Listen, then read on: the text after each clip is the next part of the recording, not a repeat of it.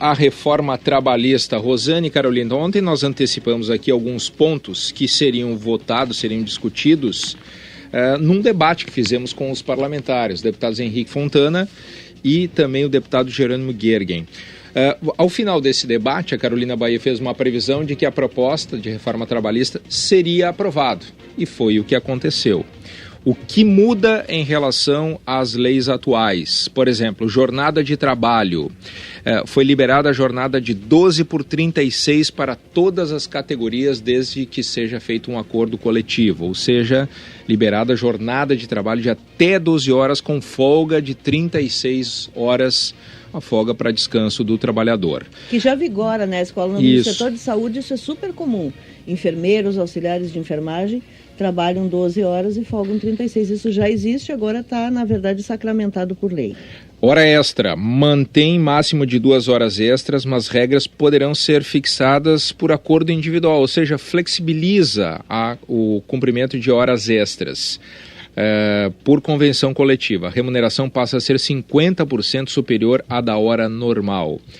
A contribuição sindical, um item muito polêmico, Carolina Bahia, era obrigatória, equivalente a um dia de salário por ano, e passa a ser opcional, contrariando a ideia do próprio ministro do Trabalho, hein? Que foi chamado ontem para votar, Escola.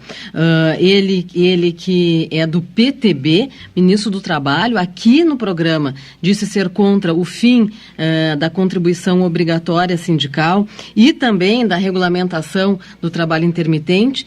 Ele foi exonerado do cargo ontem, voltou para a Câmara, no lugar de Assis Melo, deputado do PCdoB, que era suplente.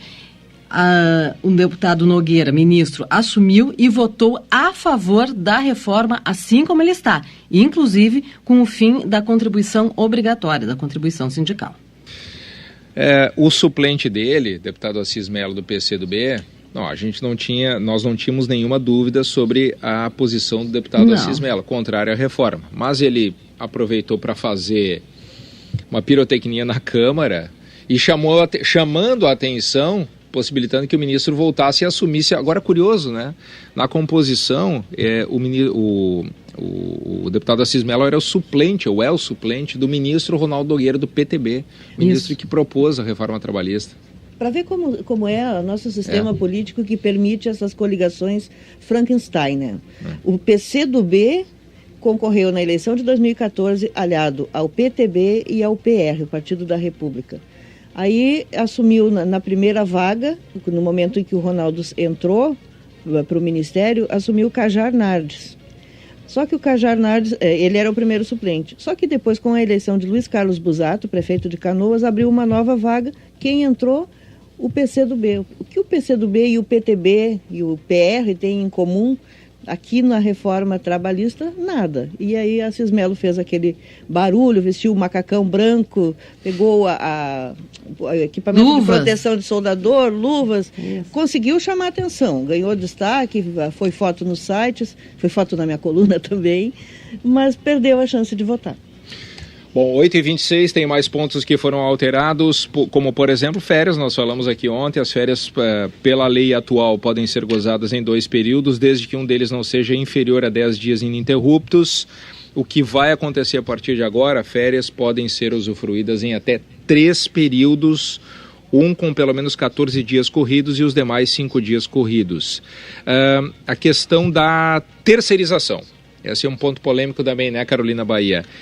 É permitida a terceirização irrestrita das atividades na lei atual e, pela proposta aprovada, cria uma quarentena de 18 meses, período no qual o empregador não poderá demitir o trabalhador efetivo e recontratá-lo como terceirizado. Por que é polêmico, Carolina? Porque essa quarentena é a novidade dentro da reforma trabalhista. Não vamos esquecer que houve toda aquela votação a respeito da lei da terceirização, mas que não previa quarentena. Então, havia uma discussão muito grande dentro da lei da terceirização a respeito da atividade fim, que foi aprovada, mas sem esse limite de demissão para recontratação, o que abriu toda a discussão a respeito do risco da chamada pejotização. Então, dentro da reforma trabalhista, eles colocaram esse item para dar uma certa garantia aí ao trabalhador de que ele não vai ser imediatamente demitido para ser recontratado dentro de um regime de terceirização. Outro ponto importante, Escola, que aparecem dúvidas agora dos nossos ouvintes. Jornada de trabalho, como é que ficou? Jornada de trabalho, portanto, fica de 44 horas semanais, com no máximo 8 horas diárias. A jornada diária pode chegar até 12 horas e o limite semanal a 48 horas, incluídas 4 horas extras.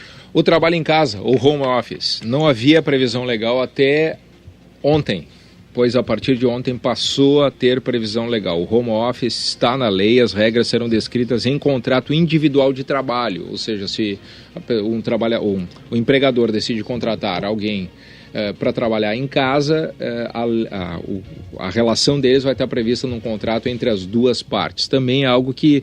Olha, nesse ponto eu acho que houve uma evolução, né, Carolina e Rosane? Acho que houve uma evolução. Reconhecimento do que já existe.